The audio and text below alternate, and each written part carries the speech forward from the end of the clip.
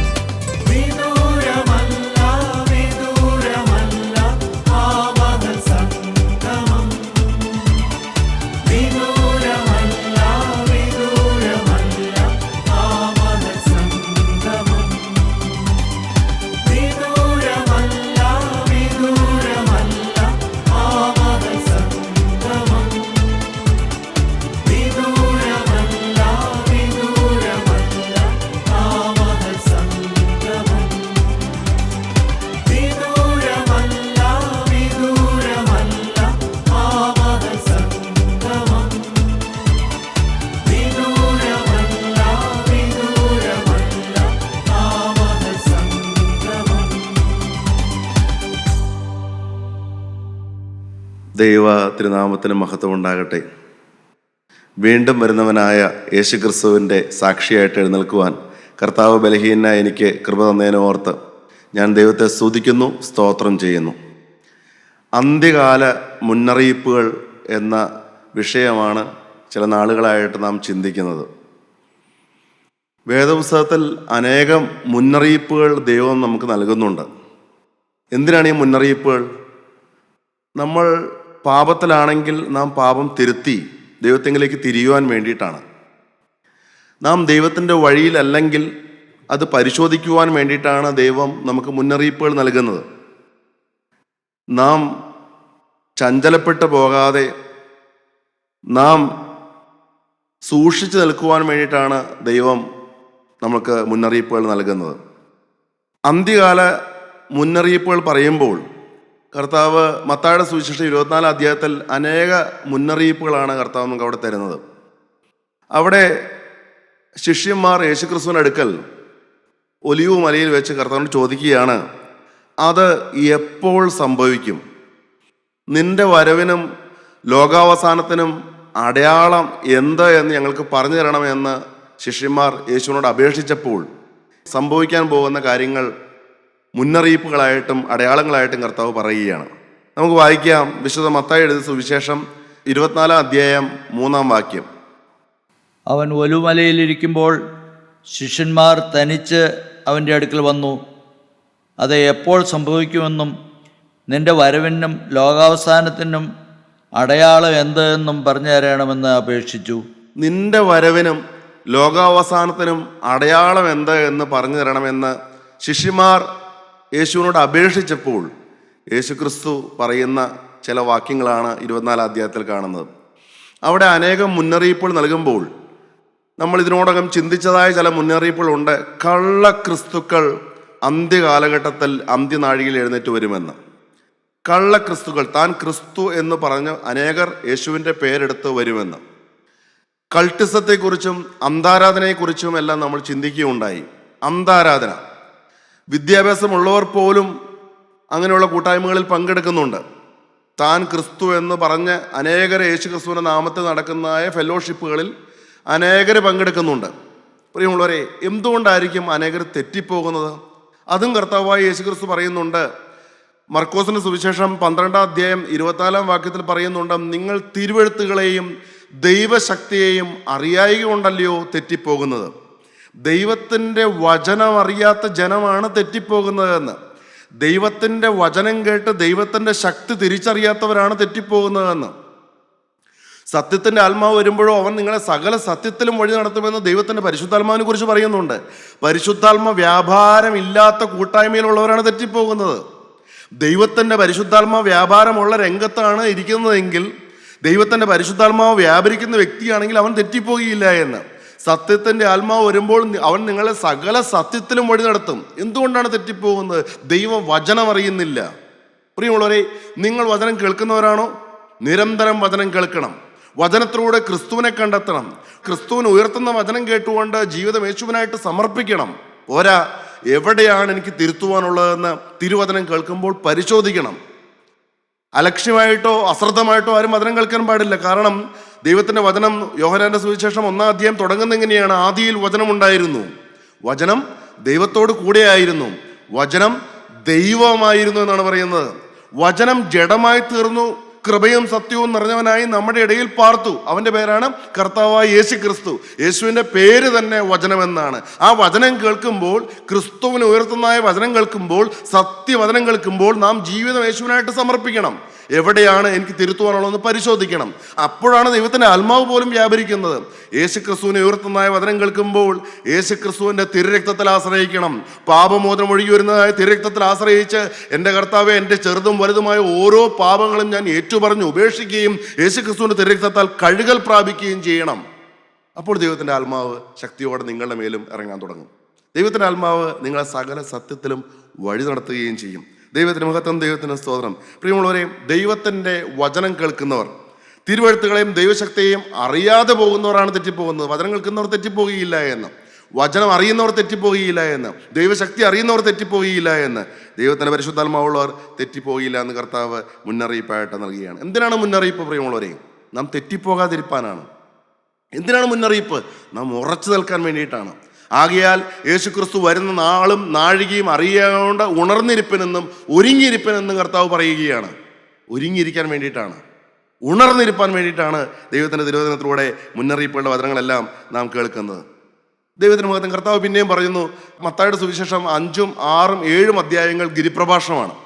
ആ വചനങ്ങളുടെ ഏറ്റവും അവസാനം കർത്താവ് പറയുകയാണ്, എൻ്റെ ഈ വചനങ്ങളെ കേട്ട് ചെയ്യുന്നവനെല്ലാം പാറമേൽ വീട് പണിത ബുദ്ധിയുള്ള മനുഷ്യനോട് തുല്യനാകുന്നു. എന്താണ് പ്രത്യേകത? വൻമഴ ചൊരിഞ്ഞാലും നദികൾ പൊങ്ങിയാലും കാറ്റടിച്ചാലും അത് വീഴുകയില്ല. കാരണം അത് പാറമേൽ അടിസ്ഥാനമുള്ളതാണ്. എന്നാൽ മണലിന്മേൽ പണിത വീടാണെങ്കിൽ വൻമഴ ചൊരിയുമ്പോഴും നദികൾ പൊങ്ങുമ്പോഴും കാറ്റ് അതിന്മേൽ അടിക്കുമ്പോഴും അത് വീണു പോകുമെന്ന്, അതിൻ്റെ വീഴ്ച വലിയതായിരുന്നു എന്ന് പറയുന്നതാണ്. വചനത്തിൽ അടിസ്ഥാനം ഉണ്ടായിരിക്കണം. വചനത്തിൽ അടിസ്ഥാനമില്ലാത്ത കൂട്ടായ്മക്കാരെല്ലാം തെറ്റിപ്പോകും. ഇടവകയിലുള്ള ജനങ്ങളെല്ലാം തെറ്റിപ്പോകും. പള്ളിയിൽ പോകുന്നുണ്ട് അനേകരും, പക്ഷെ വചനം കേൾക്കുന്നുണ്ടോ? വചനപ്രകാരം ജീവിക്കുന്നുണ്ടോ? സത്യവചനമാണോ കേൾക്കുന്നത്? ഒരിക്കൽ ഒരു വചന ശുശ്രൂഷ കഴിഞ്ഞപ്പോൾ ഒരു വ്യക്തി എൻ്റെ അടുക്കൽ വന്നിട്ട് പറഞ്ഞു, ഞാൻ ആദ്യമായിട്ടാണ് വചനം കേൾക്കുന്നത്, ഇനി ഞാൻ ഈ വചനം മുടക്കുകയില്ല. പക്ഷേ ഞാൻ നിങ്ങളുടെ കൂട്ടായ്മയിൽ വരണമെന്നില്ലല്ലോ, കൂട്ടായ്മകൾ പലതുണ്ടല്ലോ, ഞങ്ങളുടെ പള്ളിയിലും ഉണ്ട് കൂട്ടായ്മ, അവിടെ പോയാൽ പോരെ എന്ന് അദ്ദേഹം എന്നോട് ചോദിച്ചു. അപ്പോൾ ഞാൻ പറഞ്ഞു, താങ്കൾ വചനം കേൾക്കും എന്ന് തീരുമാനിച്ചത് തന്നെ വലിയ കാര്യമാണ്. മുടങ്ങാതെ വചനം കേൾക്കുമെന്ന് തീരുമാനിച്ചത് നല്ല കാര്യം തന്നെയാണ്. പക്ഷേ കേൾക്കുന്ന വചനം സത്യവചനമായിരിക്കണം എന്ന് പറഞ്ഞു. അപ്പോൾ അദ്ദേഹം ചോദിച്ചു, എന്താണ് അതിൻ്റെ പ്രത്യേകത? ഞാൻ പറഞ്ഞു, ഞങ്ങളുടെ കൂട്ടായ്മയിൽ സത്യവചനമാണ്. ദൈവത്തിൻ്റെ പരിശുദ്ധാത്മാവിൽ ആശ്രയിച്ച് പരിശുദ്ധാത്മാവ് ദേവദാസന്മാരോട് പറയുന്ന വചനമാണ്. അപ്പോൾ അദ്ദേഹം പറഞ്ഞു, എല്ലാ കൂട്ടായ്മകളിലും അങ്ങനെയാണ്. ഞാൻ പറഞ്ഞു, അതിന് പരിശോധിക്കാൻ ഞാനൊരു എളുപ്പം മാർഗം പറഞ്ഞു തരാം. സത്യവചനമാണോ ഇല്ലയോ എന്ന് പരിശോധിക്കാൻ ഒരു മാർഗം പറഞ്ഞു തരാം. എന്താണ്? അദ്ദേഹം ചോദിച്ചു. ഞാൻ പറഞ്ഞു, നിങ്ങളുടെ പള്ളിയിലോ നിങ്ങളുടെ കൂട്ടായ്മകളിലോ മറ്റു വചനമുള്ള രംഗത്തോ ജനം മാനസാന്തരപ്പെടുന്നുണ്ടെങ്കിൽ അത് സത്യവചനമാണ്. ജനത്തിന് പാപബോധം ലഭിച്ച് പാപങ്ങളെ ഏറ്റുപറഞ്ഞ് ഉപേക്ഷിച്ച് കണ്ണുനീരൊഴുക്കി യേശുക്രിസ്തുവിനെ സ്വീകരിക്കുന്ന കൂട്ടായ്മകളാണെങ്കിൽ അത് സത്യവചനം തന്നെയാണ്, യാതൊരു സംശയവുമില്ല. ദൈവത്തിൻ്റെ പരിശുദ്ധാത്മാവ് വ്യാപരിക്കുന്നുണ്ടെങ്കിൽ പാപബോധം ഉണ്ടാകും. പാപത്തെക്കുറിച്ചും നീതിയെക്കുറിച്ചും ന്യായവിധിയെക്കുറിച്ചും പരിശുദ്ധാത്മാവ് ബോധം തരുമെന്നാണ് പറയുന്നത്. പാപത്തെക്കുറിച്ച് നീതിയെക്കുറിച്ച്. എന്താണ് നീതി? ദൈവത്തിൻ്റെ നീതി അറിയണമെങ്കിൽ കുരിശിലേക്ക് നോക്കിയാൽ മതി. നീതിമാനായവനെ, അനീതിയുള്ള എന്നെ നീതിമാനാക്കാൻ വേണ്ടി നീതിമാനായ ക്രിസ്തുവിനെ അനീതി ഉള്ളവനെ പോലെ കുരിശിന്മേൽ തൂക്കി. അതാണ് ദൈവത്തിൻ്റെ നീതി. സുവിശേഷം മുഴുവനും ദൈവത്തിൻ്റെ നീതിയാണ്. എന്താണ് ദൈവത്തിൻ്റെ നീതി? അനീതിയുള്ള എന്നെ, പാപിയായ എന്നെ നീതിമാനാക്കാൻ വേണ്ടിയിട്ട് നീതിമാനായ ഒരു തെറ്റും ചെയ്യാത്ത ദൈവത്തിൻ്റെ പുത്രനായ കുഞ്ഞാടായ യേശുക്രിസ്തുവിനെ അനീതി ഉള്ളവനെ പോലെ കുരിശിന്മേൽ തൂക്കി. അനീതിയുള്ള നമ്മുടെ പാപങ്ങൾ മുഴുവനും യേശുവിൻ്റെ മേൽ ചുമത്തി. പരിശുദ്ധാത്മാവ് ഇറങ്ങുന്ന കൂട്ടായ്മയാണോ? പരിശുദ്ധാത്മാവ് ഇറങ്ങുന്ന വചന ശുശ്രൂഷയാണോ? പാപത്തെക്കുറിച്ച് ബോധം തരും, നീതിയെക്കുറിച്ച് ബോധം തരും, ന്യായവിധിയെക്കുറിച്ച് ബോധം തരും. ദൈവത്തിന് മഹത്വം. പ്രിയമുള്ളവരെ, അങ്ങനെയുണ്ടോ? ഞാൻ അദ്ദേഹത്തോട് ചോദിച്ചു, അങ്ങനെ നിങ്ങളുടെ പള്ളിയിലെ ശുശ്രൂഷകളിൽ പങ്കെടുക്കുന്നവർ മാനസാന്തരപ്പെടുന്നുണ്ടോ? നിങ്ങളുടെ കൂട്ടായ്മയിൽ വചനം കേൾക്കുന്നവർ മാനസാന്തരപ്പെടുന്നുണ്ടോ? പാപബോധം ലഭിക്കുന്നുണ്ടോ? പാപങ്ങളെ ഏറ്റുപറഞ്ഞ് ഉപേക്ഷിക്കാൻ കഴിയുന്നുണ്ടോ? പ്രിയമുള്ളവരെ, നിങ്ങൾക്കും പരിശോധിക്കാവുന്നേ ഉള്ളൂ. ദൈവത്തിന് മഹത്വം, ദൈവത്തിന് സ്തോത്രം. 5-ാം വാക്യത്തിൽ കള്ള ക്രിസ്തുക്കൾ എഴുന്നേൽക്കുന്നതിനെ കുറിച്ച് പറയുകയാണ്. എന്നാൽ 9-ാം വാക്യം എത്തുമ്പോൾ അവിടെ ക്രിസ്ത്യാനികൾക്ക് അല്ല വിശ്വാസികൾക്ക് നേരിടാൻ പോകുന്ന പീഡയെക്കുറിച്ചാണ് പറയുന്നത്. വലിയ ഉപദ്രവമേൽക്കും. 9-ാം വാക്യം നമുക്ക് വായിക്കാം. അതിന് അവർ നിങ്ങളെ ഉപദ്രവത്തിന് ഏൽപ്പിക്കുകയും കൊല്ലുകയും ചെയ്യും. എൻ്റെ നാമനിമിത്തം സകല ജാതികളും നിങ്ങളെ പകയ്ക്കും. പലരും ഇടറി അന്യോന്യം ഏൽപ്പിച്ചു കൊടുക്കുകയും. വലിയ ഉപദ്രവം നേരിടും. അനേകരെ അന്യോന്യം ഇടറി ഏൽപ്പിച്ചു കൊടുക്കും, ഒറ്റിക്കൊടുക്കും. അന്യോന്യം പകയ്ക്കുകയും ചെയ്യും. അന്യോന്യം പകയ്ക്കും. വലിയ ഉപദ്രവം നേരിടും, വലിയ പീഡ നേരിടും. സകലരും പകയ്ക്കും യേശുവിൻ്റെ നാമത്തിൽ. എങ്കിലും കർത്താവ് പറയുകയാണ്, ലൂക്കോസിന്റെ സുവിശേഷം 12-ാം അധ്യായം 4 മുതലുള്ള വാക്യം വായിക്കാം. എങ്കിലും കർത്താവ് പറയുകയാണ്, നിങ്ങൾ ഒരു കാരണവശാലും ഭയപ്പെടേണ്ട ആവശ്യമില്ല. എന്താണ് അവിടെ പറയുന്നത്? വിശുദ്ധ ലൂക്കോസ് എഴുതിയ സുവിശേഷം 12-ാം അധ്യായം 4 മുതൽ 9 വരെയുള്ള വാക്യങ്ങൾ വായിക്കാം.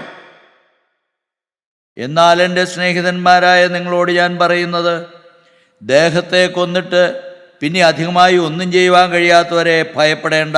ദേഹത്തെ കൊന്നിട്ട് അതിനപ്പുറം അധികമായി ഒന്നും ചെയ്യാൻ കഴിയാത്തവരെ ഭയപ്പെടേണ്ട. അതിൻ്റെ അർത്ഥം ദേഹത്തെ കൊല്ലുവാൻ പറ്റുമായിരിക്കാം, നിങ്ങളെ കൊല്ലുവാൻ പറ്റുമായിരിക്കാം. നിങ്ങൾ വിശ്വാസിയായിട്ട് ജീവിക്കുകയാണെങ്കിൽ വലിയ ഉപദ്രവങ്ങളും പ്രതികൂലങ്ങളും നേരിടുമ്പോൾ, നിങ്ങളെ വധിക്കുവാൻ പരിപാടിയിട്ടുകൊണ്ട് നിങ്ങളെ ആക്രമിക്കാനായിട്ട് വരുമ്പോൾ, വിശ്വാസത്തിൻ്റെ പരിശോധനയുടെ സമയത്ത് ഒരു പക്ഷേ അവർ നിങ്ങളെ കൊന്നേക്കാം. അത് നിങ്ങളുടെ ദേഹത്തെയാണ് തൊടുന്നത്. എന്നാൽ നിങ്ങളുടെ ആത്മാവിനെ തൊടാൻ അവർക്ക് കഴിയില്ലല്ലോ. ഈ ലോകത്ത് ആർക്കും കഴിയില്ലല്ലോ. ദൈവത്തിന് മഹത്വം. ദേഹത്തെ കൊന്നിട്ട് പിന്നെ അധികമായി ഒന്നും ചെയ്യാൻ കഴിയാത്തവരെ ഭയപ്പെടേണ്ട. ആരെ ഭയപ്പെടണമെന്ന് ആരെയാണ് ഭയപ്പെടേണ്ടത് എന്ന് ഞാൻ നിങ്ങൾക്ക് കാണിച്ചു തരാം. എന്ന് ഞാൻ നിങ്ങൾക്ക് കാണിച്ചു തരാം. കൊന്നിട്ട് നരകത്തിൽ തള്ളിക്കളവാൻ അധികാരമുള്ളവനെ ഭയപ്പെടുവീൻ. കൊന്നിട്ട് നരകത്തിൽ തള്ളിക്കളയുവാൻ അധികാരമുള്ളവനെ, നിങ്ങളുടെ ആത്മാവിനെ നിത്യനരകത്തിലേക്ക് തള്ളുവാൻ അധികാരമുള്ള ദൈവത്തെയാണ് ഭയപ്പെടേണ്ടത്. അതെ, അവനെ ഭയപ്പെടുവീൻ എന്ന് ഞാൻ അവനെയാണ് നിങ്ങളോട് ഭയപ്പെടേണ്ടത്. പറയുന്നു. 2 കാശിന് 5 കുരുകിലിനെ വിൽക്കുന്നില്ലയോ? കർത്താവ് ചോദിക്കുകയാണ്, നിങ്ങൾ എന്തിനാണ് ഭയപ്പെടുന്നത്? നിങ്ങൾ എന്തിനാണ് വിചാരപ്പെടുന്നത്? 2 കാശിന് 5 കുരുകിൽ വിൽക്കുന്നില്ലയോ? അതിന്റെ അർത്ഥം എന്താണ്? 1/2 കാശാണ് വിലയുള്ള ഒരു കുരുകലിന്. അങ്ങനെയും ചിന്തിച്ചു നോക്കുമ്പോൾ പ്രിയമുള്ളവരെ, 2 കാശിന് 4 കുരുകിലല്ലേ വരേണ്ടത്? എന്നാൽ ഇവിടെ പറയുകയാണ് 2 കാശിന് 5 കുരുകിൽ എന്ന് പറഞ്ഞാൽ 2 കാശിന് 4 കുരുകിൽ വാങ്ങിച്ചാൽ ഒരെണ്ണം ഫ്രീ ആണെന്ന്. ഒരു വിലയും ഇല്ലാത്ത കുരുകിലിന്റെ കാര്യമാണ്, ചെറിയൊരു പക്ഷിയുടെ കാര്യമാണ് കർത്താവ് പറയുന്നത്. 2 കാശിന് 5 കുരുകിൽ വിൽക്കുന്നില്ലയോ? അവയിൽ ഒന്നിനെ പോലും ദൈവം മറന്നു പോകുന്നില്ല. അവയിൽ ഒന്നുപോലും ദൈവം മറന്നു പോകുന്നില്ല എന്നറിഞ്ഞാൽ അതൊന്ന് നിലത്ത് വീണമെങ്കിൽ, അതൊന്ന് ചത്തു വീണമെങ്കിൽ പോലും ദൈവം അറിയാതെ അല്ല എന്ന്. പ്രിയമുള്ളവരെ, നമ്മുടെ തലയിൽ ഓരോ രോമവും എണ്ണപ്പെട്ടിരിക്കുകയാണ് എന്ന്, ദൈവം അറിയാതെ ഒന്നും സംഭവിക്കുന്നില്ല എന്ന്. അങ്ങനെ കുരുകലിന്റെ കാര്യത്തിൽ പോലും ദൈവത്തിന് മഹത്വം. ദൈവം ഇത്രയും ചിന്തയുള്ളവനാണെങ്കിൽ നിങ്ങളുടെ കാര്യമോ? അടുത്ത വാക്യം, നിങ്ങളുടെ തലയിലെ മുടി പോലും എല്ലാം എണ്ണിയിരിക്കുന്നു, ആകയാൽ ഭയപ്പെടേണ്ട. ആകയാൽ ഭയപ്പെടേണ്ട. ഏറിയ കുരുകലിനേക്കാളും നിങ്ങൾ വിശേഷതയുള്ളവർ. നിങ്ങൾ വിശേഷതയുള്ളവരല്ലയോ? കർത്താവ് ചോദിക്കുന്നത് എത്ര മനോഹരമായ ചോദ്യമാണ്. ഏറിയ കുരുകലിനേക്കാളും നിങ്ങൾ വിശേഷതയുള്ളവരല്ലയോ? നിങ്ങൾ എൻ്റെ സ്വന്തം ഛായയിലും രൂപത്തിലുമല്ലേ സൃഷ്ടിച്ചത്? എന്തിനാണ് മകനെ നീ മുഖം വാടിയിരിക്കുന്നത്? എന്തിനാണ് മകളെ നീ മുഖം വാടിയിരിക്കുന്നത്? നിന്നെ ദൈവം കണ്ടതല്ലയോ? നിന്നെ ദൈവം വിളിച്ചതല്ലയോ? നിന്റെ പേർ ചൊല്ലി വിളിച്ചതല്ലയോ? നിന്നെ എന്തുമാത്രം അനുഗ്രഹിച്ചതല്ലയോ? നിന്റെ ദേശത്തിൽ ദൈവം നിന്നെ കണ്ടതല്ലയോ? ഇപ്പോൾ നീ മുഖം വാടിയിരിക്കുകയാണോ? നിനക്ക് നേരിടുന്ന പ്രശ്നങ്ങളെ ഓർത്ത്, ആകുലതകളെ ഓർത്ത്, രോഗങ്ങളെ ഓർത്ത് നീ എന്തിനാണ് ചഞ്ചലപ്പെട്ടിരിക്കുന്നത്? ദൈവം നിന്നെ കാണുന്നു. നിന്റെ ജീവിതത്തിൽ വരുന്ന കഷ്ടതകളും പ്രയാസങ്ങളെല്ലാം നിന്റെ നന്മയ്ക്കാക്കി തീർക്കുവാൻ ദൈവം മതിയായവനാണ്. നിന്റെ ശുദ്ധീകരണത്തിന് വേണ്ടിയിട്ടാണ് നിന്റെ ജീവിതത്തിൽ ഇപ്പോൾ പല കാര്യങ്ങളും സംഭവിച്ചിരിക്കുന്നത്. കടവും വിലയും വാങ്ങിച്ചാണ് മക്കളെ പഠിക്കാനായിട്ട് വിദേശത്തേക്ക് അയച്ചത്. മക്കളുടെ പഠനം കഴിഞ്ഞിട്ട് ജോലി കിട്ടുന്നില്ല, സങ്കടത്തിലാണ്. ആ സമയത്താണ് രോഗം കയറിപ്പിടിക്കുന്നത്. എന്തു ചെയ്യും? ആ ദേശത്ത് കയ്യിൽ വേദപുസ്തകവുമായിട്ട് കൂട്ടായ്മയിൽ വന്നുകൊണ്ടിരിക്കുന്നവർ, എന്നാൽ ഇപ്പോൾ കടക്കാർ വന്ന് ബുദ്ധിമുട്ടിച്ചുകൊണ്ടിരിക്കുകയാണ്. അപ്പോൾ ആ സമയത്ത് തന്നെ മാരകമായ രോഗം പിടിച്ചിരിക്കുന്നു. മക്കൾക്കാണെങ്കിൽ ജോലി കിട്ടുന്നില്ല. അനേകർ കരയുകയാണ്. പ്രിയമുള്ളവരെ, ഒരു സ്ത്രീ അതിവേദനയിലൂടെ കടന്നു പോവുകയാണ്. മാരകമായ രോഗമാണ്. വായിലെല്ലാം തൊലി പോയി, ഒരിറ്റു വെള്ളം പോലും ഇറക്കാൻ പറ്റാത്തതായ മാരകമായ രോഗം. ചികിത്സകളെല്ലാം കഴിഞ്ഞ് ഓരോ ചികിത്സ കഴിയുമ്പോഴും മരണത്തോട് മല്ലടിക്കുകയാണ്. ശരീരം മുഴുവനും തടിച്ചു പൊങ്ങുകയാണ്. ചൊറിയാനായിട്ട് മക്കളെ എല്ലാം ഏർപ്പാടാക്കിയിരിക്കുകയാണ്, ഉപകരണങ്ങളെല്ലാം കൊടുത്ത്. മക്കളൊന്ന് മാറിക്കഴിഞ്ഞാൽ വിലപിക്കുകയാണ്, കരയുകയാണ്. അങ്ങനെയെല്ലാം പ്രതിസന്ധികളിലൂടെ പോകുന്നവർ ഇപ്പോൾ ഈ വചനം കേൾക്കുന്നുണ്ട്. പ്രിയമുള്ളവരെ, ദൈവത്തിന് മഹത്വം. അപ്പോഴും ഞാൻ ശ്രദ്ധിച്ചു, അവരുടെ നാവിൽ നിന്ന് ശാപവാക്കല്ല, അവർ ക്രിസ്തുവിനെ പാടി പുകഴ്ത്തുകയാണ്, ക്രിസ്തുവിനെ മനോഹരമായിട്ട് പാടി സ്തുതിക്കുകയാണ്. എന്തെല്ലാം വന്നാലും ഞങ്ങൾ നിന്നെ വിട്ടു മാറുകയില്ല എന്നുള്ള സമർപ്പണമുള്ളവരുണ്ട്. പ്രിയമുള്ളവരെ, ദൈവത്തിന് മഹത്വം. ഞാൻ ഈ വചനങ്ങളെല്ലാം പറയുമ്പോൾ അനേക സ്ത്രീകളുടെയും അനേക പുരുഷന്മാരുടെയും കരച്ചിൽ എൻ്റെ മനസ്സിലൂടെ പോവുകയാണ്. എന്നോട് പ്രാർത്ഥിക്കാനായിട്ട് ആവശ്യപ്പെട്ടുകൊണ്ട് കൈകൾ കൂപ്പിക്കൊണ്ട് അവർ വരുമ്പോൾ, അവരത് പറയുമ്പോൾ ഞാനും അറിയാതെ കരഞ്ഞു പോകാറുണ്ട്. പ്രിയമുള്ളവരെ, ഓരോ ദിവസവും ദൈവസന്നിധിയിലിരിക്കുമ്പോൾ എൻ്റെ മക്കളുടെ കാര്യവും എൻ്റെ കാര്യവുമെല്ലാം ഞാൻ മാറ്റിവെച്ചിട്ട് എന്നോട് പ്രാർത്ഥനയ്ക്ക് ആവശ്യപ്പെട്ടതായ ഓരോ വ്യക്തികളുടെയും മുഖം എൻ്റെ മനസ്സിലേക്ക് വരാറുണ്ട്. പ്രിയമുള്ളവരെ, ഈ വചനം പറയുമ്പോഴെല്ലാം അതെൻ്റെ മനസ്സിലേക്ക് വരുന്നുണ്ട്. നിങ്ങൾ എന്തിനു ഭയപ്പെടണം? ഏറിയ കുരുകിലിനേക്കാളും നിങ്ങൾ വിശേഷതയുള്ളവരല്ലയോ? നിങ്ങളെ കർത്താവ് നോക്കും, നിങ്ങളെ കർത്താവ് കരുതും. നിങ്ങളാരും ഭാരപ്പെടേണ്ട ആവശ്യമില്ല. നിങ്ങൾ സ്തോത്രത്തോടെ ഒന്നിനെക്കുറിച്ചും വിചാരപ്പെടേണ്ട ആവശ്യമില്ല എന്ന് വചനം പറയുന്നു. നിങ്ങൾ നിങ്ങളുടെ സകല ചിന്താകുലവും അവൻ്റെ മേലിട്ടോളൂ എന്നാണ് ദൈവത്തിന് വചനം പറയുന്നത്. പത്രോസിലെ എഴുതിയ ലേഖനത്തിലുണ്ട്, നിങ്ങളുടെ സകല ചിന്താകുലവും അവൻ്റെ മേലിട്ടോളുവിനെന്ന്. എന്തെല്ലാം ഭാരങ്ങളുണ്ടോ, എന്തെല്ലാം പ്രയാസങ്ങളുണ്ടോ, എന്തെല്ലാം ആകുലതകളുണ്ടോ, എന്തെല്ലാം രോഗവിഷയങ്ങളുണ്ടോ, കടത്തിൻ്റെ ഭാരമുണ്ടോ, നിങ്ങളുടെ ബുദ്ധിയിൽ ചിന്തിച്ചാൽ ഒന്നും മനസ്സിലാകുകയില്ല. എന്നാൽ അതെല്ലാം മാറ്റിമറിക്കുവാൻ ദൈവത്തിന് നിസ്സാര സമയം മതി. പ്രിയമുള്ളവരെ, ചെങ്കടലിനെ വിഭാഗിച്ചവനായ ദൈവമാണ് നമ്മളോടൊപ്പം ഉള്ളത്. കുഷ്ഠരോഗികൾക്ക് സൗഖ്യം കൊടുത്ത, അന്ധന് കാഴ്ച കൊടുത്തതായ, അനേകം മരിച്ചവരെ ഉയർത്തെഴുന്നേൽപ്പിച്ചവനായ യേശുവിന് അസാധ്യമായിട്ട് ഒന്നും തന്നെയില്ല എന്ന് വിശ്വസിച്ചുകൊണ്ട് പരിഭവം വരാതെ, പിറുവിറുപ്പ് വരാതെ ചോദ്യങ്ങൾ വരാതെ, ദൈവത്തോട് മത്സരം വരാതെ, നിങ്ങൾ ദൈവത്തിന്റെ സന്നിധിയിൽ വിനയപ്പെട്ട് താണിരുന്നുകൊണ്ട് എവിടെയാണ് എനിക്ക് തിരുത്തുവാനുള്ളതെന്ന് വചനത്തിന് മുമ്പാകെ പരിശോധിക്കേണ്ടതാണ്. ഇവിടെ കർത്താവ് പറയുകയാണ്, അനേകരും ഇടറിപ്പോകുമെന്ന്. അവസാനത്തോളം സഹിച്ചു നിൽക്കുന്നവർ രക്ഷിക്കപ്പെടുമെന്നാണ് പറയുന്നത്. ഇനി 11-ാമത്തെ വാക്യത്തിലെ മുന്നറിയിപ്പ് എന്താണെന്ന് നമുക്ക് നോക്കാം. 11-ാം വാക്യത്തിലെ മുന്നറിയിപ്പ്: കള്ളപ്രവാചകന്മാർ പലരും വന്ന് അനേകരെ തെറ്റിക്കും. അധർമ്മം പെരുകുന്നതുകൊണ്ട് അനേകരുടെ സ്നേഹം തണുത്തുപോകും. കള്ളപ്രവാചകന്മാർ വന്ന് അനേകരെ തെറ്റിക്കും. പ്രിയമുള്ളവരെ, അടുത്ത മുന്നറിയിപ്പാണ് കള്ളപ്രവാചകന്മാർ. ആരാണ് ഈ കള്ളപ്രവാചകന്മാർ? ആരാണ് പ്രവാചകൻ? ദൈവത്തിൻ്റെ അരുളപ്പാടും ദൈവത്തിൻ്റെ ആലോചനകളും ദൈവത്തിൽ നിന്ന് പ്രാപിച്ച് ജനത്തോട് സംസാരിക്കുന്നവരാണ് പ്രവാചകന്മാർ. ദൈവത്തിൻ്റെ ആലോചനകൾ, ജനത്തോട് ദൈവത്തിന് പറയാനുള്ള അരുളപ്പാട് എന്ത് എന്ന് ദൈവത്തിൻ്റെ സന്നിധിയിലിരുന്ന് ധ്യാനിച്ചും പ്രാർത്ഥിച്ചും പ്രാപിച്ച് ജനത്തിന് കൊടുക്കുന്നവരാണ് പ്രവാചകന്മാർ. എന്നാൽ ആരാണ് കള്ളപ്രവാചകന്മാർ? ദൈവത്തിൻ്റെ ആലോചന അന്വേഷിക്കാതെ സ്വന്തം ഇഷ്ടപ്രകാരം സ്വന്തം മനസ്സിന് തോന്നുന്നത് പോലെ സ്വന്തം സ്വാർത്ഥ താല്പര്യങ്ങൾക്ക് വേണ്ടിയും പണത്തിന് വേണ്ടിയിട്ടും സ്ഥാനമോഹങ്ങൾക്ക് വേണ്ടിയിട്ടും പറയുന്നവരാണ് കള്ളപ്രവാചകന്മാർ. അവർ ജനത്തെ സുഖിപ്പിക്കാൻ വേണ്ടിയിട്ട്, ജനത്തിന് പ്രസാദം വരുവാൻ വേണ്ടിയിട്ട്, ജനത്തിന് സന്തോഷം വരാൻ വേണ്ടിയിട്ട് പലതും പറയും. കുഴപ്പമില്ല, സാരമില്ല, ഇങ്ങനെയൊക്കെ ജീവിച്ചാൽ മതി, സ്വർഗത്തിൽ എത്തിക്കോളും എന്നെല്ലാം പറഞ്ഞ് വ്യർത്ഥമായ ആശകളും ആശ്വസിപ്പിക്കലും കൊണ്ട് ജനത്തെ വഞ്ചിക്കുന്നവരാണ് കള്ളപ്രവാചകന്മാർ. ദുരുപദേഷ്ടക്കന്മാർ എന്ന് വേദപുസ്തകം പറയും. കള്ള അപ്പസ്തോലന്മാർ എന്ന് വേദപുസ്തകം പറയും. പണത്തിന് വേണ്ടി, സ്വാർത്ഥ ലാഭങ്ങൾക്ക് വേണ്ടിയിട്ടും കൂലിക്ക് വേണ്ടിയിട്ടും സുവിശേഷം പറയുന്നവരുണ്ട്. ദൈവത്തിന് മഹത്വം. പ്രിയമുള്ളവരെ, അവരാണ് കള്ളപ്രവാചകന്മാർ. ദൈവത്തിൻ്റെ ആലോചന അന്വേഷിക്കുകയില്ല. ദൈവം എന്തെങ്കിലും ആലോചന പറഞ്ഞാലും വീണ്ടും അവരുടെ ഇഷ്ടത്തിന് ആലോചന വരാൻ തക്കവണ്ണം, അവരുടെ ഇഷ്ടത്തിന് പ്രസംഗിക്കുവാൻ തക്കവണ്ണം, അവരുടെ ഇഷ്ടത്തിന് പ്രവചിക്കുവാൻ തക്കവണ്ണം വീണ്ടും വീണ്ടും ദൈവത്തിനടുക്കൽ അതേ കാര്യം തന്നെ ചോദിച്ചുകൊണ്ടിരിക്കുന്ന കള്ളപ്രവാചകന്മാർ. വേദപുസ്തകം പരിശോധിച്ചാൽ അനേക കള്ളപ്രവാചകന്മാരുണ്ട്. ബിലയാം കള്ളപ്രവാചകനായിരുന്നു. മൊവാബി രാജാവായ ബാലാക്ക് വന്നപ്പോൾ, ഇസ്രായേൽ ജനത്തെ ശപിക്കാൻ പറഞ്ഞപ്പോൾ, ദൈവത്തോട് ചോദിച്ചിട്ട് പറയാമെന്ന് പറഞ്ഞ് ദൈവത്തോട് ചോദിച്ചപ്പോൾ, അനുഗ്രഹിക്കപ്പെട്ടവരാണ് ഇസ്രായേൽ മക്കൾ, അവർ ഒരിക്കലും ശപിക്കരുതെന്ന് ദൈവം പറഞ്ഞതാണ്, അവരോടൊപ്പം പോകരുതെന്ന് പറഞ്ഞതാണ്. എന്നാൽ അതേ കാര്യമായിട്ട് വലിയൊരു ഓഫർ വന്നപ്പോൾ, ബാലാക്കിന്റെ പ്രഭുക്കന്മാർ വലിയൊരു ഓഫറുമായിട്ട്, നീ എന്താവശ്യപ്പെട്ടാലും തരാം, പൊന്ന് വേണോ, ഒരു മുറി നിറയെ വെള്ളി വേണോ, എന്ത് വേണമെങ്കിലും തരാമെന്ന് പറഞ്ഞപ്പോൾ പ്രവാചകനൊരു ചാഞ്ചാട്ടം. പ്രവാചകൻ പറയാണ്, ദൈവത്തോട് ചോദിക്കാതെ ഞാൻ ഒന്നും പറയില്ല എന്ന് പറഞ്ഞിട്ട് വീണ്ടും വന്ന് അതേ വിഷയം, ദൈവം കൃത്യമായും വ്യക്തമായും ഉത്തരം കൊടുത്ത അതേ വിഷയം തന്നെ പണത്തിന് വേണ്ടിയിട്ട് ചോദിക്കുകയാണ്, ഇനി എന്ത് ചെയ്യണമെന്ന്. പ്രിയമുള്ളവരെ, ചാഞ്ചാട്ടം വരികയാണ്. ഈ ലോക സുഖങ്ങൾക്ക് വേണ്ടിയും സ്ഥാനമോഹങ്ങൾക്ക് വേണ്ടിയും ദ്രവ്യാഗ്രഹത്തോടെ പ്രവചിക്കുന്ന പ്രവാചകന്മാരുണ്ട്. നിങ്ങളുടെ ദേശത്തുണ്ടോ? അവരാണ് കള്ളപ്രവാചകന്മാർ. സത്യവചനം പറയേണ്ടതിന് പകരം, ക്രിസ്തുവിനെ ഉയർത്തേണ്ടതിന് പകരം മറ്റു പല പുണ്യവാളന്മാരിലേക്കും പുണ്യവതികളിലേക്കും ശ്രദ്ധ മാറ്റുന്ന പ്രവാചകന്മാർ നിങ്ങളുടെ ദേശത്തുണ്ടോ? അവരാണ് കള്ളപ്രവാചകന്മാർ. അവർ ജനത്തെ വഞ്ചിക്കുന്നവരാണ്. ജനത്തിന് പാപബോധം കൊടുക്കുകയില്ല, പാപത്തെക്കുറിച്ചും നീതിയെക്കുറിച്ചും പറയുകയില്ല, ക്രൂശിൽ മരിച്ച യേശുവിൽ നിന്നൊഴുകി വരുന്ന രക്ഷയെക്കുറിച്ച് പറയുകയില്ല, യേശുവിൻ്റെ രക്തം സകല പാപവും മോചിച്ചിരുന്ന രക്തമാണെന്ന് അവർ പറയുകയില്ല. ഇങ്ങനെയൊക്കെ ജീവിച്ചാൽ മതി, ഇങ്ങനെയൊക്കെ പള്ളിയിലൊക്കെ വന്ന് കുമ്പസാരിച്ച് കുർബാനയൊക്കെ സ്വീകരിച്ചു കഴിഞ്ഞാൽ നിത്യജീവൻ കിട്ടിക്കോളും. മദ്യപാനത്തിനെതിരെ പറയുകയില്ല, വ്യഭിചാരത്തിനെതിരെ നാവ് ഉയർത്തുകയില്ല. ജനത്തിന്റെ പ്രീതിയാണ് അവർക്ക് ലക്ഷ്യം, ജനത്തിന്റെ പണമാണ് അവർക്ക് ലക്ഷ്യം. വേറെ ചിലരുണ്ട്, ദുരുപദേഷ്ടക്കന്മാര്. സ്റ്റേജിൽ കിടന്ന് തൂവാല വീശി ആൾക്കാരെ മറിച്ചിടുന്നു. വലിയ ആരവാരമല്ല, അതെല്ലാം കാണുമ്പോൾ ജനം തിങ്ങിക്കൂടുമല്ലോ.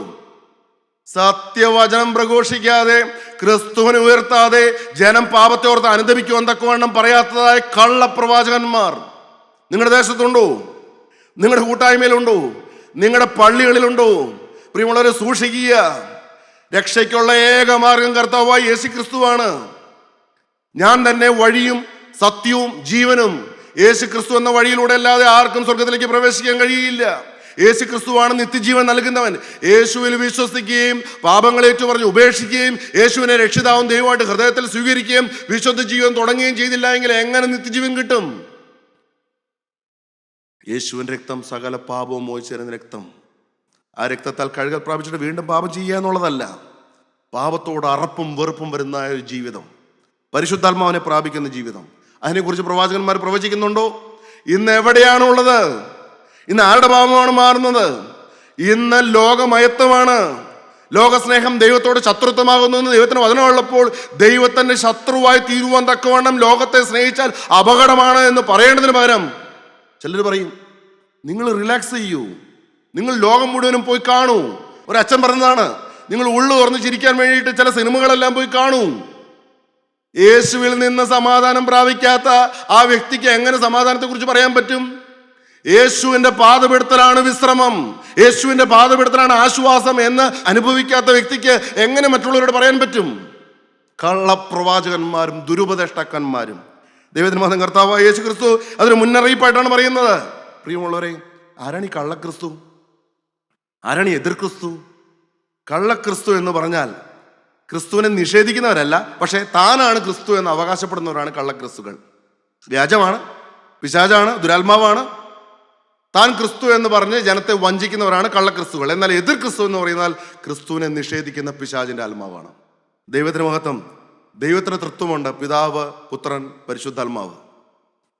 സാത്താനും തൃത്വമുണ്ട്. സാത്താൻ, എതിർ ക്രിസ്തു, കള്ളപ്രവാചകൻ. വെളിപ്പാട് പുസ്തകത്തിൽ പരിശോധിച്ച് നോക്കിയാൽ ഇവരുടെ 3 പേരുടെ അന്ത്യം പറയുന്നുണ്ട്. സാത്താനെ മൃഗവും കള്ളപ്രവാചകനും കിടക്കുന്ന ഗന്ധം കത്തുന്ന തീപ്പൊയ്യിലേക്ക് തള്ളിയിട്ടു കളയുമെന്ന് വെളിപ്പാട് പുസ്തകം 20-ാം അധ്യായത്തിൽ പറയുന്നുണ്ട്. സാത്താന് വരുന്ന അന്ത്യം, കള്ളപ്രവാചകന് വരുന്ന അന്ത്യം, മൃഗം എന്ന് പറയുന്ന എതിർ ക്രിസ്തുവിന് വരുന്ന അന്ത്യം പറയുന്നുണ്ട്. എന്നാൽ പ്രിയമുള്ളവരെ, ആരാണ് കള്ളപ്രവാചകൻ? ഞാൻ പറഞ്ഞു, ദൈവത്തിൽ നിന്ന് അരുളപ്പാട് പ്രാപിക്കാതെ ജനത്തെ വഞ്ചിക്കുന്ന, അകത്തൊന്ന് പുറത്ത് മറ്റൊന്ന്, പ്രവൃത്തി ഒന്ന് പ്രസംഗം വേറെ ഒന്ന്, അങ്ങനെ പറയുന്ന അനേക കള്ളപ്രവാചകന്മാർ. നമുക്ക് വായിക്കാം. പത്രോസിൽ എഴുതിയ 2-ാമത്തെ ലേഖനം 2-ാം അധ്യായം 1 മുതൽ 3 വരെയുള്ള വാക്യങ്ങൾ വായിക്കാം. എന്നാൽ കള്ളപ്രവാചകന്മാരും ജനത്തിന്റെ ഇടയിൽ ഉണ്ടായിരുന്നു. എന്നാൽ കള്ളപ്രവാചകന്മാരും ജനത്തിന്റെ ഇടയിൽ ഉണ്ടായിരുന്നു, ഇനി ഉണ്ടാകുമെന്നാണ് അപ്പോസ്തലനായ പത്രോസ് പറയുന്നത്. വായിക്കാം. അങ്ങനെ നിങ്ങളുടെ ഇടയിലും ദുരുപദേഷ്ടാക്കന്മാരുണ്ടാകും. നിങ്ങളുടെ ഇടയിലും കള്ളപ്രവാചകന്മാരും ദുരുപദേഷ്ടാക്കന്മാരും ഉണ്ടാകും. അവർ നാശകരമായ മതഭേദങ്ങളെ നുഴയിച്ച് തങ്ങളെ വിലയ്ക്ക് വാങ്ങിയ നാഥനെ തള്ളിപ്പറഞ്ഞ് തങ്ങൾക്ക് തന്നെ ശീഘ്രനാശം വരുത്തും. തങ്ങൾക്ക് തന്നെ ശീഘ്രനാശം വരുത്തുന്നതായ കള്ളപ്രവാചകന്മാർ, തങ്ങളെ വിലയ്ക്ക് വാങ്ങിയ നാഥനെ തള്ളിപ്പറയുന്ന കള്ളപ്രവാചകന്മാർ നിങ്ങളുടെ ഇടയിൽ നിന്ന് എഴുന്നേറ്റ് വരും. അവരുടെ ദുഷ്കാമ പ്രവൃത്തികളെ പലരും അനുകരിക്കും. അവരുടെ ദുഷ്കാമ പ്രവൃത്തികളെ പലരും അനുകരിക്കും. അവർ നിമിത്തം സത്യമാർഗം ദുഷിക്കപ്പെടും. അവർ നിമിത്തം സത്യമാർഗം ദുഷിക്കപ്പെടും. ദൈവനാമം ദുഷിക്കപ്പെടാൻ ഇങ്ങനെയുള്ള കള്ളപ്രവാചകന്മാർ കാരണമാകും. വചനത്തിലേക്ക് വരാത്ത, കൂട്ടായ്മയിലേക്ക് വരാത്ത അവിശ്വാസികളോ ക്രിസ്ത്യാനികളോ ഉണ്ടെങ്കിൽ അവർക്ക് ഒരിക്കലും വരാൻ പറ്റാതെ വണ്ണം ഈ കള്ളപ്രവാചകന്മാർ തടസ്സമായിട്ട് നിൽക്കും. ഇവരാണ് ജനത്തിനിടയിൽ ദൈവനാമം ദുഷിക്കാൻ ഇടവരുത്തുന്നവർ. ഇവരെ അനുഗമിക്കുന്നവരും ദൈവനാമം ദുഷിക്കുന്നവരായിട്ട് മാറും. അവർ ദ്രവ്യാഗ്രഹത്തിൽ കൗശലവാക്ക് പറഞ്ഞ്, അവർ ദ്രവ്യാഗ്രഹികളാണ്, അവർ കൗശലവാക്ക് പറഞ്ഞ് നിങ്ങളെ വാണിഭമാക്കും. നിങ്ങളെ വാണിഭമാക്കും. ജനത്തിന്റെ കയ്യിലുള്ള പൈസ എങ്ങനെയും കൈക്കലാക്കാൻ നോക്കും. പ്രിയമുള്ളവരെ, കൃഷി ചെയ്ത് കഷ്ടപ്പെട്ട് അധ്വാനിക്കുന്ന അനേകര് ദൈവവേലയ്ക്ക് കൊടുക്കുന്ന പണം, റബ്ബർ വെട്ടിയോ അല്ലെങ്കിൽ മറ്റു ഉപജീവനത്തിലൂടെ സമ്പാദിച്ച് വേർപ്പൊഴിക്ക് സമ്പാദിച്ചതായ പണം ദൈവവേലയ്ക്ക് കൊടുക്കുമ്പോൾ ഇവരെ വാണിഭമാക്കിക്കൊണ്ട് ആ പൈസ കൈക്കലാക്കും. ചിലർ സ്വന്തമായിട്ട് എടുക്കും, ചിലരത് മറിക്കാൻ വേണ്ടിയിട്ട് ഉപയോഗിക്കും. ദൈവവേലയ്ക്ക് തരുന്നതായ പൈസ എന്തിനു വേണ്ടിയിട്ട് ഉപയോഗിക്കുന്നു? ആ വാക്യം ഒന്നുകൂടെ വായിച്ചേ. അവർ ദ്രവ്യാഗ്രഹത്തിൽ കൗശലവാക്ക് പറഞ്ഞ്, അവർ ദ്രവ്യാഗ്രഹത്തിൽ കൗശലവാക്ക് പറഞ്ഞ് നിങ്ങളെ വാണിഭമാക്കും. നിങ്ങളെ വാണിഭമാക്കും. അവർക്ക് പൂർവകാലം മുതൽ ന്യായവിധി താമസിക്കാതെ വരുന്നു. അവർക്ക് പൂർവകാലം മുതൽ ന്യായവിധി താമസിക്കാതെ വരും. ന്യായവിധി, ഭയങ്കരമായ ഒരു ന്യായവിധി വരുന്നുണ്ട് എന്ന് തിമോത്തിയോസിന് എഴുതിയ 1-ാമത്തെ ലേഖനം 4-ാം അധ്യായം 1 മുതലുള്ള വാക്യം വായിക്കാം. എന്നാൽ ഭാവി കാലത്ത് ചിലർ വ്യാജാത്മാക്കളെയും ഭൂതങ്ങളുടെ ഉപദേശങ്ങളെയും ആശ്രയിച്ച്, എന്നാൽ ഭാവി കാലത്ത് സംഭവിക്കാൻ പോകുന്നത് അപ്പോസ്തലനായ പൗലോസിലൂടെ ദൈവത്തിന്റെ പരിശുദ്ധാത്മാവ് പറയുകയാണ്. ഭാവി കാലത്ത് ചിലർ വ്യാജാത്മാക്കളെയും ഭൂതങ്ങളുടെ ഉപദേശങ്ങളെയും ആശ്രയിച്ച് ഭോഷ്ക് പറയുന്നവരുടെ കപടത്താൽ വിശ്വാസം ത്യജിക്കുമെന്ന്, വിശ്വാസത്യാഗം സംഭവിക്കും. ഇങ്ങനെയുള്ള കള്ളപ്രവാചകന്മാർ കാരണം ഭാവി കാലത്ത് ചിലർ വ്യാജാത്മാക്കളെയും ഭൂതങ്ങളുടെ ഉപദേശങ്ങളെയും ആശ്രയിച്ച് ദൈവമാണ് തങ്ങളോട് പറഞ്ഞിരിക്കുന്നത് എന്ന് പറഞ്ഞ് സ്വന്തം മനസ്സിൽ തോന്നിയതുപോലെയും അവരെ ഭരിക്കുന്ന ദുർഭൂതങ്ങളുടെ ആലോചന പ്രകാരവും അവർ പ്രവചിക്കുന്നുകൊണ്ട് അനേകർ ഇടറിപ്പോകുമെന്നും ബോഷ്ക്ക് പറയുന്നവരുടെ കപടത്താൽ വിശ്വാസം ത്യജിക്കുമെന്നും പരിശുദ്ധാത്മാവ് പറയുന്നു, തെളിവായിട്ട് പറയുന്നു എന്നാണ് പറയുന്നത്. ദൈവത്തിന് മഹത്വം, ദൈവത്തിന് സ്തോത്രം. റോമർക്കെഴുതിയ ലേഖനം 2-ാം അധ്യായം 21 മുതലുള്ള വാക്യങ്ങൾ വായിക്കാം. അവിടെയും ഇവരെ ശാസിക്കുന്നുണ്ട്, കള്ളപ്രവാചകന്മാരെ ശാസിക്കുന്നുണ്ട്. വായിക്കാം. ഹേ അന്യനെ ഉപദേശിക്കുന്നവനെ, ഹേ അന്യനെ ഉപദേശിക്കുന്നവനെ, നീ നിന്നെ തന്നെ ഉപദേശിക്കാത്തത് എന്ത്? നീ നിന്നെ തന്നെ ഉപദേശിക്കാത്തത് എന്ത്? മോഷ്ടിക്കരുത് എന്ന് പ്രസംഗിക്കുന്ന നീ മോഷ്ടിക്കുന്നുവോ? പ്രസംഗം ഒന്ന്, പ്രവൃത്തി മറ്റൊന്ന്. മോഷ്ടിക്കരുത് എന്ന് പറയുന്ന നീ മോഷ്ടിക്കുന്നുവോ? വ്യഭിചാരം ചെയ്യരുത് എന്ന് പറയുന്ന നീ വ്യഭിചാരം ചെയ്യുന്നുവോ? വ്യഭിചാരം ചെയ്യരുത് എന്ന് പറയുന്ന നീ വ്യഭിചാരം ചെയ്യുന്നുവോ? വിഗ്രഹങ്ങളെ വെറുക്കുന്ന നീ ക്ഷേത്രം കവർച്ച ചെയ്യുന്നു. വിഗ്രഹങ്ങളെ, നിന്റെ പ്രസംഗം കേൾക്കുമ്പോൾ നീ എല്ലാം ഭയങ്കര വിശുദ്ധനാണെന്ന് തോന്നിപ്പോവുകയാണ്, പരിശുദ്ധനാണെന്ന് തോന്നിപ്പോവുകയാണ്. എന്നാൽ വിഗ്രഹങ്ങളെ വെറുക്കുന്ന നീ ക്ഷേത്രം തന്നെയാണല്ലോ കവർച്ച ചെയ്യുന്നത്. അന്യനെ ഉപദേശിക്കുന്നവനെ, നിന്നെ തന്നെ ഉപദേശിക്കാത്തത് എന്ത്? ദൈവത്തിന്റെ മുമ്പാകെയാണോ തീയോടാണോ നീ കളിക്കുന്നത് എന്ന്? പ്രിയമുള്ളവരെ, ജയമില്ലാതെ ജയജീവിതത്തെക്കുറിച്ചും വിശുദ്ധിയില്ലാതെ വിശുദ്ധ ജീവിതത്തെക്കുറിച്ചും നന്മയില്ലാതെ നന്മയെക്കുറിച്ചും തിന്മയിൽ മുഴുകി ജീവിച്ചിട്ട് ദൈവത്തിന്റെ നാമം എടുക്കുന്നവരെ കുറിച്ചും വചനം പറയുകയാണ്. കള്ളപ്രവാചകന്മാർ, ദുരുപദേഷ്ടക്കന്മാർ, കള്ള അപ്പസ്തലന്മാർ എന്ന്. പ്രിയമുള്ളവരെ, പരിശോധിക്കുക. എൻ്റെ ജീവിതത്തിൽ നാളുകളായിട്ട് വചനം കേട്ടിട്ടും വിശുദ്ധിയുണ്ടോ? മഹാപരിശുദ്ധനായ യേശു ക്രിസ്തുവിനെ കുറിച്ച് ഞാൻ കേട്ടിട്ടും എൻ്റെ ജീവിതത്തിൽ ഞാൻ തിരുത്തുവാനുള്ളതെല്ലാം തിരുത്തിയോ? അടുത്ത വാക്യം. നിങ്ങൾ നിമിത്തം ദൈവത്തിന്റെ നാമം ജാതികളിൽ ദുഷിക്കപ്പെടുന്നു എന്ന് എഴുതിയിരിക്കുന്നുവല്ലോ. ആര് മുഖാന്തരമാണ് ദൈവത്തിന്റെ നാമം ജാതികളുടെ ഇടയിൽ ദുഷിക്കപ്പെടുന്നത്? പ്രിയമുള്ളവരെ, അക്രൈസ്തവരുടെ ഇടയിൽ ക്രിസ്ത്യാനികളാണ് ദൈവനാമം ദുഷിക്കാൻ കാരണക്കാര്. അവിശ്വാസികളുടെ ഇടയിൽ വിശ്വാസികളാണ് ദൈവനാമം ദുഷിക്കാൻ കാരണക്കാര്. ഞാൻ ചോദിക്കട്ടെ, നിങ്ങളുടെ ജീവിതം കണ്ട് ആരെങ്കിലും മാനസാന്തരപ്പെട്ടിട്ടുണ്ടോ? നിങ്ങളുടെ സ്നേഹ സ്വഭാവം കണ്ട്, നിങ്ങളുടെ പെരുമാറ്റം കണ്ട്, നിങ്ങളുടെ പ്രവൃത്തികൾ കണ്ട്, നിങ്ങളുടെ മക്കളോടൊന്നും നിങ്ങൾ സുവിശേഷം പറയേണ്ട ആവശ്യമില്ല. നിങ്ങളുടെ ജീവിതമാണ് മക്കൾ കാണേണ്ടത്. മുട്ടുമടക്കിയിരുന്ന് കണ്ണുനീരൊഴുക്കി പ്രാർത്ഥിക്കുന്ന അപ്പനെയും അമ്മയുമാണ് നിങ്ങളുടെ മക്കൾ കാണുന്നതെങ്കിൽ, വചനപ്രകാരം ജീവിക്കുന്ന മാതൃകാപരമായ ജീവൻ നയിക്കുന്ന അപ്പനെയും അമ്മയാണ് നിങ്ങളുടെ മക്കൾ കാണുന്നതെങ്കിൽ, അവരോട് പ്രത്യേകിച്ച് സുവിശേഷം പറയേണ്ട ആവശ്യമില്ല. അവർ തനിയെ കയ്യിൽ വേദപുസ്തകം എടുക്കും. അപ്പൻ്റെ ദൈവത്തെ ഞങ്ങൾക്കും വേണമെന്ന് പറയും, അമ്മയുടെ യേശുവിനെ ഞങ്ങൾക്കും വേണമെന്ന് പറഞ്ഞുകൊണ്ട് യേശുവിനെ അനുഗമിക്കാൻ തുടങ്ങും. പ്രിയമുള്ളവരെ, നിങ്ങൾ മാതൃകയാണോ? നിങ്ങളുടെ കൂട്ടായ്മയിൽ നിങ്ങൾ മാതൃകയാണോ? അതോ നിങ്ങൾ കലഹക്കാരാണോ? ഭിന്നത ഉണ്ടാക്കുന്നവരാണോ? എതിർപ്പുണ്ടാക്കുന്നവരാണോ? ഭിന്നതയുടെയും വൈരാഗ്യത്തിൻ്റെയും നിഷ്ഠൂര സ്വഭാവമുള്ളവരാണോ നിങ്ങൾ? നിങ്ങളുടെ കൂട്ടായ്മയിൽ നിങ്ങൾ മാതൃകയാണോ? നിങ്ങളുടെ കച്ചവട സ്ഥാപനത്തിലും ജോലി സ്ഥലത്തും നിങ്ങൾ മാതൃകയാണോ? നിങ്ങളുടെ ഇടവകയിൽ നിങ്ങൾ മാതൃകയാണോ? നിങ്ങളുടെ ദേശത്ത് നിങ്ങൾ മാതൃകയാണോ? നിങ്ങൾ നിമിത്തം ദൈവത്തിൻ്റെ നാമം ദുഷിക്കപ്പെടുന്നുണ്ടോ? നമ്മൾ വചനം കേട്ടവരല്ലേ? കള്ളപ്രവാചകന്മാരുടെ ഗണത്തിൽ നമ്മളും എണ്ണപ്പെടുമോ? പ്രിയമുള്ളവരെ, കള്ളപ്രവാചകന്മാർക്ക് വലിയ ന്യായവിധി വരാൻ പോവുകയാണ്. ദൈവത്തിന് മഹത്വം. അവരോടൊപ്പം നമ്മളും പിടിക്കപ്പെടാതിരിക്കണമെങ്കിൽ എന്ത് വേണം? പ്രിയമുള്ളവരെ, സത്യവചനം കേട്ട് തിരുവെഴുത്തുകളെയും വചനത്തെയും ദൈവശക്തിയെയും അറിയാത്തവർ തെറ്റിപ്പോകുന്നതാണ് കർത്താവിൻ്റെ വചനം പറയുന്നത്. തിരുവചനം കേൾക്കണം. വചനം കേൾക്കുമ്പോൾ ആനന്ദിക്കണം, മനം തിരിയണം. ഇപ്പോൾ എൻ്റെ വാക്കുകൾ ഞാൻ ചുരുക്കുമ്പോൾ നമുക്ക് നമ്മുടെ ഹൃദയത്തിലേക്കും തിരിഞ്ഞു നോക്കാം. കർത്താവേ, എവിടെയാണ് എനിക്ക് തിരുത്തുവാനുള്ളത്? ദൈവത്തിൻ്റെ വചനം അറിയാത്തവർ, തിരുവെഴുത്തുകളും ദൈവശക്തിയും അറിയാത്തവരാണ് തെറ്റിപ്പോകുന്നത്. ഞാൻ തെറ്റിപ്പോകുന്നവരുടെ കൂട്ടത്തിലോ അതോ യേശു ക്രിസ്തുവിനെ അനുഗമിക്കുന്ന സത്യസാക്ഷികളുടെ കൂട്ടത്തിലോ? കർത്താവേ, ഞങ്ങളിപ്പോൾ ഞങ്ങളെ തന്നെ പരിശോധിക്കട്ടെ. എവിടെയാണ് ഞങ്ങൾക്ക് തിരുത്തുവാനുള്ളത്? എവിടെയാണ് ദൈവം പ്രസാദിക്കാത്തത് ഞങ്ങളുടെ ജീവിതത്തിലുള്ളത്? കർത്താവേ, ഇപ്പോൾ ഞങ്ങളത് കുരിശിൻ ചോട്ടിലേക്ക് കൊണ്ടുവരികയാണ്. ഞങ്ങൾക്ക് വേണ്ടി അറക്കപ്പെട്ട കുഞ്ഞാടായി യേശു ക്രിസ്തുവിനായിട്ട് ഞങ്ങൾ വചനം കേട്ടിട്ടും ജീവിതം സമർപ്പിക്കാതെ അനേക കാലങ്ങൾ ഹൃദയം കല്ലിച്ചവരായിട്ട് ഞങ്ങൾ നടന്നു. അനേക പ്രാവശ്യം വചനത്തോട് എതിർത്തുകൊണ്ട് ഞങ്ങൾ ജീവിച്ചു. അനേകം പ്രാവശ്യം വചനം കേട്ടിട്ടും ഞങ്ങൾ അതിനെ അവഗണിച്ചുകൊണ്ട് ജീവിച്ചു. അരുമനായകനായ യേശുവേ, നീ ഞങ്ങളുടെ പാപങ്ങളെല്ലാം ക്ഷമിച്ചുകൊണ്ട് ഇപ്പോൾ ഞങ്ങളുടെ ഹൃദയത്തിലേക്ക് എഴുന്നള്ളി വരണമേ. സ്നേഹനിധിയായ യേശുവേ, ഇന്ന് വചനം കേൾക്കുന്ന ഓരോ മക്കളെയും നിനക്ക് സമർപ്പിക്കുകയാണ്. ഇന്ന് വചനം കേൾക്കുന്നവരെല്ലാവരും രക്ഷിക്കപ്പെട്ടവരാകുവാൻ, വചനം കേട്ട് ജീവിതം യേശുവിനായിട്ട് സമർപ്പിക്കുന്നവരാകുവാൻ, തിരുരക്തത്താൽ പാപമോചനം പ്രാപിച്ചവരായിട്ട് മാറുവാൻ, ആശ്വാസം പ്രാപിച്ചവരായിട്ട് മാറുവാൻ ഈ മക്കളെ എല്ലാം അനുഗ്രഹിക്കണമേ. സകലതും ഞങ്ങൾക്കായി ജീവൻ വെച്ച യേശുവിൻ്റെ നാമത്തിൽ ചോദിക്കുന്നു. കൃപയുടെ ഘട്ടത്തിന് നിർമ്മറാകണമേ. ആമേൻ.